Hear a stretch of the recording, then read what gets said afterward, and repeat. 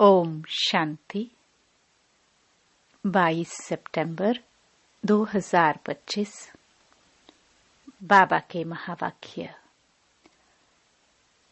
मीठे बच्चे, अपनी दिल पर हाथ रखकर पूछो कि बाबा जो सुनाते हैं, क्या हम सब पहले जानते थे?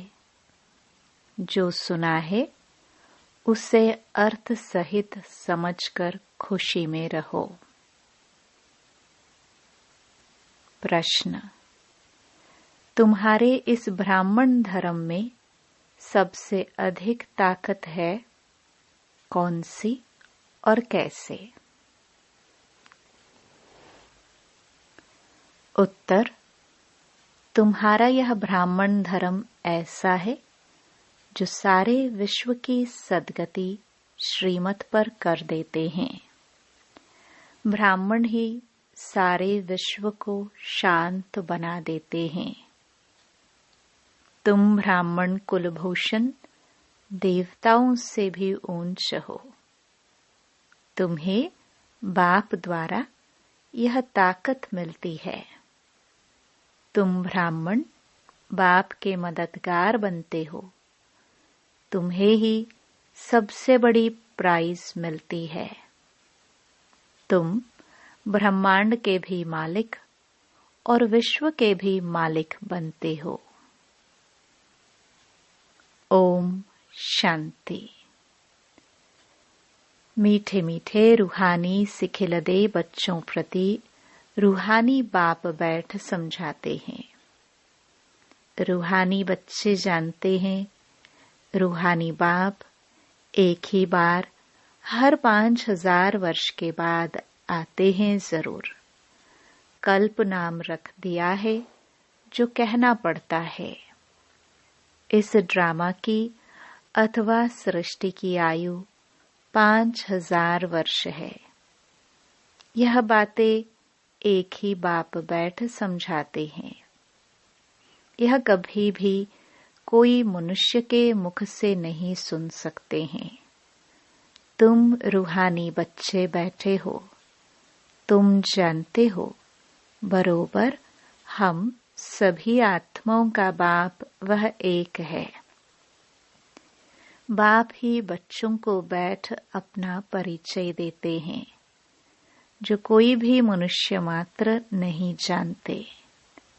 कोई को पता नहीं गॉड व ईश्वर क्या वस्तु है, जबकि उनको गॉड फादर बाप कहते हैं तो बहुत प्यार होना चाहिए। बेहद का बाप है तो जरूर उनसे वर्षा भी मिलता होगा। अंग्रेजी में अक्षर अच्छा कहते हैं हेवनली गॉड फादर। हेवन कहा जाता है नई दुनिया को और हेल कहा जाता है पुरानी दुनिया को, परंतु स्वर्ग को कोई जानते नहीं। सन्यासी तो मानते ही नहीं। वह कभी ऐसे नहीं कहेंगे कि बाप स्वर्ग का रचयिता है। हेवनली गॉड फादर, यह अक्षर बहुत मीठा है और हेवन मशहूर भी है। तुम बच्चों की बुद्धि में हेवन और हेल का सारा चक्र सृष्टि के आदि मध्य अंत का बुद्धि में फिरता है। जो जो सर्विसेबल है सभी तो एक रस सर्विसेबल नहीं बनते। तुम अपनी राजधानी स्थापन कर रहे हो फिर से। तुम कहेंगे हम रूहानी बच्चे बाप की श्रेष्ठ ते श्रेष्ठ मत पर चल रहे हैं। ऊंच ते ऊंच बाप की ही श्रीमत है। श्रीमत भगवत गीता भी गाई हुई है। यह है पहले नंबर का शास्त्र। बाप का नाम सुनने से ही झट वर्षा याद आ जाता है। यह दुनिया में कोई भी नहीं जानते कि गॉड फादर से क्या मिलता है। अक्षर कहते हैं प्राचीन योग, परंतु समझते नहीं कि प्राचीन योग किसने सिखाया। वो तो श्री कृष्ण ही कहेंगे, क्योंकि गीता में श्री कृष्ण का नाम डाल दिया है। अभी तुम समझते हो, बाप ने ही राजयोग सिखाया, जिससे सब मुक्ति जीवन मुक्ति को पाते हैं। यह भी समझते हो कि भारत में ही शिव बाबा आया था, उनकी जयंती भी मनाते हैं, परंतु गीता में नाम गुम होने से महिमा भी गुम हो गई है, जिससे सारी दुनिया को सुख शांति मिलती है। उस बाप को भूल गए हैं। इनको कहाँ ही जाता है एकज भूल का नाटक। बड़े ते बड़ी भूल यह है जो बाप को नहीं जानते। कभी कहते वह नाम रूप से न्यारा है, फिर कहते कच मच अवतार है, ठिक्कर भित्तर में है। भूल में भूल होती जाती है, सीढ़ी नीचे उतरते जाते हैं, कला कम होती जाती है, तमो प्रधान बनते जाते हैं। ड्रामा के प्लान अनुसार जो बाप स्वर्ग का रचयिता है, जिसने भारत को स्वर्ग का मालिक बनाया, उनको ठिक्कर भित्तर में कह देते हैं। अभी बाप समझाते हैं, तुम सीढ़ी कैसे उतरते आए हो, कुछ भी किसको पता नहीं है। ड्रामा क्या है पूछते रहते हैं। यह दुनिया कब से बनी है, नई सृष्टि कब थी, तो कह देंगे लाखों वर्ष आगे। समझते हैं पुरानी दुनिया में तो अभी बहुत वर्ष पड़े हैं। इसको अज्ञान अंधियारा कहा जाता है। गायन भी है, ज्ञान अंजन सतगुरु दिया, अज्ञान अंधेर विनाश। तुम समझते हो रचयिता बाप जरूर स्वर्ग ही रचेंगे। बाप ही आकर नरक को स्वर्ग बनाते हैं। रचयिता बाप ही आकर सृष्टि के आदि मध्य अंत का ज्ञान सुनाते हैं। आते भी है अंत में, टाइम तो लगता है ना। यह भी बच्चों को समझाया है। ज्ञान में इतना समय नहीं लगता है जितना याद की यात्रा में लगता है। 84 जन्मों की कहानी तो जैसे एक कहानी है। आज से 5000 वर्ष पहले किन्हों का राज्य था, वह राज्य कहाँ गया? तुम बच्चों को अब सारी नॉलेज है। तुम हो कितने साधारण। अजामिल जैसे पापी, अहिल्याए, कुब्जाए, भिलिनिया उनको कितना ऊंच बनाते हैं। बाप समझाते हैं, तुम क्या से क्या बन गए हो। बाप आकर समझाते हैं, पुरानी दुनिया का अब हाल देखो क्या है। मनुष्य कुछ भी नहीं जानते कि सृष्टि का चक्र कैसे फिरता है। बाप कहते हैं, तुम अपनी दिल पर हाथ रखकर पूछो। आगे यह कुछ जानते थे? कुछ भी नहीं। अभी जानते हो। बाबा फिर से आकर हमको विश्व की बादशाही देते हैं। कोई की बुद्धि में नहीं आएगा कि विश्व की बादशाही क्या होती है। विश्व माना सारी दुनिया। तुम जानते हो, बाप हमको ऐसा राज्य देते हैं जो हमसे आधा कल्प तक कोई छीन नहीं सकते। तो बच्चों को कितनी खुशी होनी चाहिए। बाप से कितना बार राज्य लिया है। बाप सत्य है, सत्य शिक्षक भी है, सतगुरु भी है, कब सुना ही नहीं। अभी अर्थ सहित तुम समझते हो। तुम बच्चे हो, बाप को तो याद कर सकते हो। आजकल छोटेपन में ही गुरु करते हैं।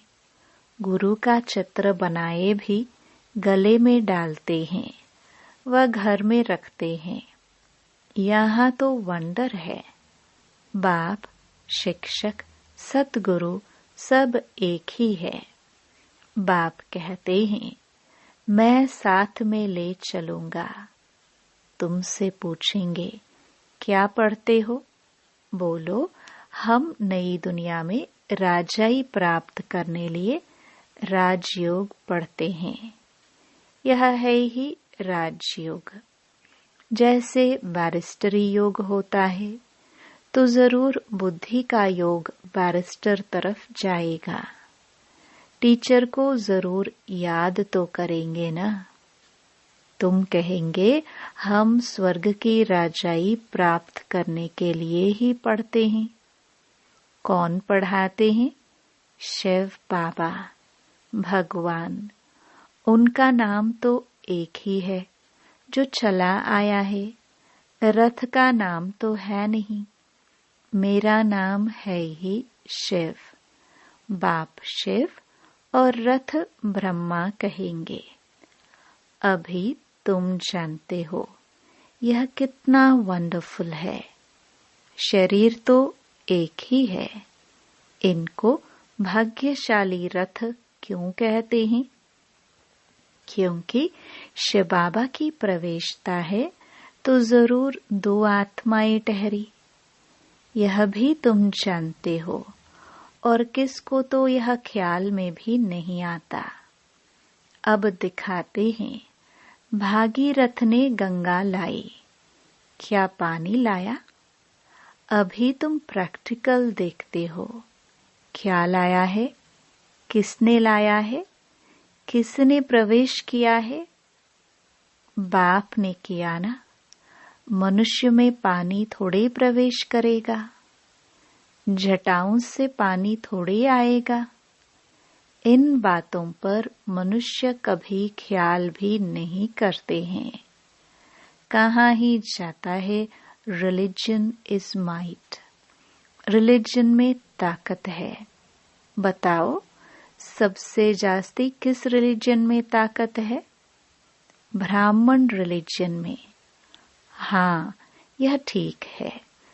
जो कुछ ताकत है ब्राह्मण धर्म में ही है, और कोई रिलीजन में कोई ताकत नहीं।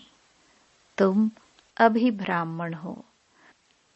ब्राह्मणों को ताकत मिलती है बाप से, जो फिर तुम विश्व के मालिक बनते हो। तुम्हारे में कितनी बड़ी ताकत है। तुम कहेंगे, हम ब्राह्मण धर्म के हैं। किसकी बुद्धि में नहीं बैठेगा। विराट रूप भल बनाया है, परंतु वह भी आधा है। मुख्य रचता और उनकी पहली रचना को कोई नहीं जानते। बाप है रचता, फिर ब्राह्मण है चोटी। इसमें ताकत है। बाप को सिर्फ याद करने से ताकत मिलती है। बच्चे तो जरूर नंबरवार ही बनेंगे ना। तुम इस दुनिया में सर्वोत्तम ब्राह्मण कुलभूषण हो। देवताओं से भी ऊंच हो। तुमको अब ताकत मिलती है। सबसे जास्ती ताकत है ब्राह्मण धर्म में। ब्राह्मण क्या करते हैं? सारी विश्व को शांत बना देते हैं। तुम्हारा धर्म ऐसा है जो सर्व की सद्गति करते हैं श्रीमत द्वारा। तब बाप कहते हैं, तुमको अपने से भी ऊंच बनाता हूँ। तुम ब्रह्मांड के भी मालिक, विश्व के भी मालिक बनते हो। सारे विश्व पर तुम राजाई करेंगे। अभी गाते हैं ना, भारत हमारा देश है। कभी महिमा के गीत गाते, कभी फिर कहते भारत की क्या हालत है। जानते नहीं कि भारत इतना ऊंच कब था। मनुष्य तो समझते ही स्वर्ग अथवा नरक यहाँ है। जिसको धन मोटर आदि है वह स्वर्ग में है। यह नहीं समझते स्वर्ग कहाँ ही जाता है नई दुनिया को।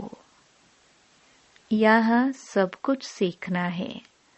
साइंस का हुनर भी फिर वहाँ काम में आता है। यह साइंस भी वहाँ सुख देती है।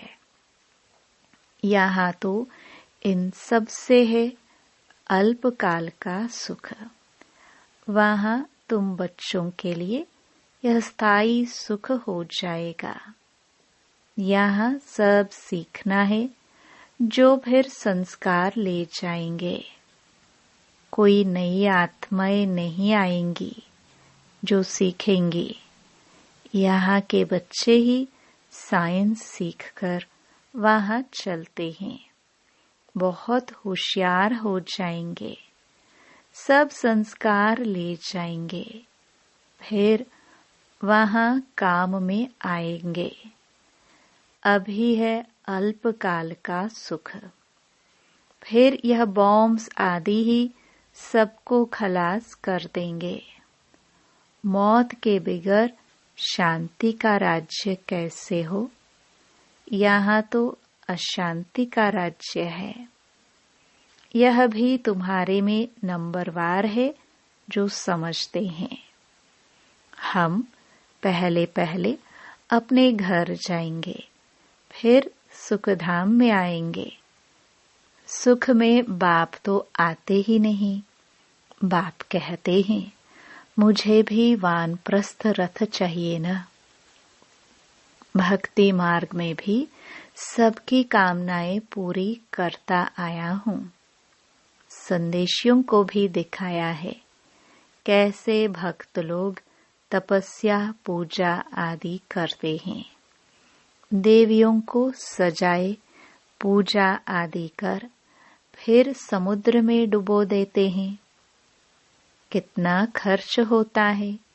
पूछो यह कब से शुरू हुआ है तो कहेंगे परंपरा से चला आया है। कितना भटकते रहते हैं। यह भी सब ड्रामा है। बाप बार बार बच्चों को समझाते हैं हम तुमको बहुत मीठा बनाने आए हैं। यह देवताएं कितने मीठे हैं। अभी तो मनुष्य कितने कड़वे हैं। जिन्होंने बाप को बहुत मदद की थी उन्हों की पूजा करते रहते हैं। तुम्हारी पूजा भी होती है। पद भी तुम ऊंच प्राप्त करते हो। बाप खुद कहते हैं मैं तुमको अपने से भी ऊंच बनाता हूँ। ऊंच ते ऊंच भगवान की ही श्रीमत। गीता में भी श्रीमत मशहूर है। श्री कृष्ण तो इस समय बाप से वर्षा ले रहे हैं। श्री कृष्ण की आत्मा के रथ में बाप ने प्रवेश किया है। कितनी वंडरफुल बात है। कभी किसकी बुद्धि में आएगा नहीं। समझने वालों को भी समझाने में बड़ी मेहनत लगती है। बाप कितना अच्छी रीति बच्चों को समझाते हैं। बाबा लिखते हैं सर्वोत्तम ब्रह्मा मुख वंशावली ब्राह्मण। तुम ऊंच सर्विस करते हो तो यह प्राइज मिलती है। तुम बाप के मददगार बनते हो तो सबको प्राइज मिलती है नंबरवार पुरुषार्थ अनुसार। तुम्हारे में भी बड़ी ताकत है। तुम मनुष्य को स्वर्ग का मालिक बना सकते हो। तुम रूहानी सेना हो। तुम यह बैज नहीं लगाएंगे तो मनुष्य कैसे समझेंगे कि यह भी रूहानी मिलिट्री है। मिलिट्री वालों को हमेशा बैज लगा हुआ होता है। शिव बाबा है नई दुनिया का रचयिता। वहां इन देवताओं का राज्य था, अब नहीं है।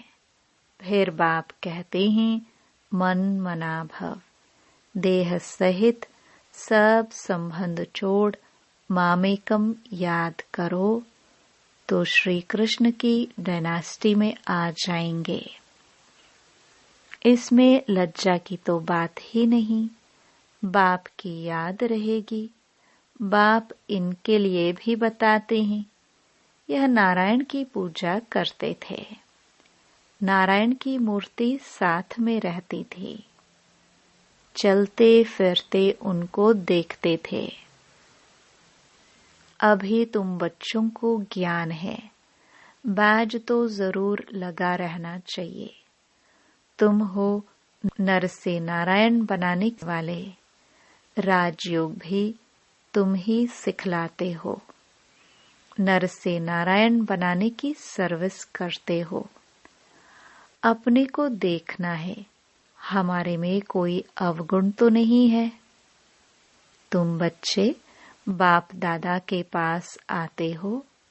बाप है शिव बाबा, दादा है उनका रथ। बाप जरूर रथ द्वारा ही मिलेंगे ना। बाप के पास आते ही रिफ्रेश होने, सम्मुख बैठने से याद पड़ती है, बाबा आया है ले जाने के लिए। बाप सम्मुख बैठे हैं तो जास्ती याद आनी चाहिए। अपनी याद की यात्रा को वहां भी तुम रोज बढ़ा सकते हो। अच्छा, मीठे मीठे सिखिलदे बच्चों प्रति माता पिता बाप दादा का याद प्यार और गुड मॉर्निंग। रूहानी बाप की रूहानी बच्चों को नमस्ते। धारणा के लिए मुख्य सार। पहला, अपने को देखना है कि हमारे में कोई अवगुण तो नहीं है। जैसे देवताए मीठे हैं, ऐसा मीठा बना हूं। दूसरा, बाप की श्रेष्ठ ते श्रेष्ठ मत पर चल अपनी राजधानी स्थापन करनी है। सर्विसेबल बनने के लिए सृष्टि के आदि मध्य अंत का, हेवन और हेल का ज्ञान बुद्धि में फिराना है। वरदान, खुदाई खिदमतगार की स्मृति द्वारा सहज याद का अनुभव करने वाले सहज योगी भव। खुदाई खिदमतगार अर्थात जो खुदा व बाप ने खिदमत सेवा दी है, उसी सेवा में सदा तत्पर रहने वाले। सदा यही नशा रहे कि हमें स्वयं खुदा ने खिदमत दी है। कार्य करते हुए जिसने कार्य दिया है उसको कभी भूला नहीं जाता। तो कर्मणा सेवा में भी यह स्मृति रहे कि बाप के डायरेक्शन अनुसार कर रहे हैं तो सहज याद का अनुभव करते सहज योगी बन जाएंगे।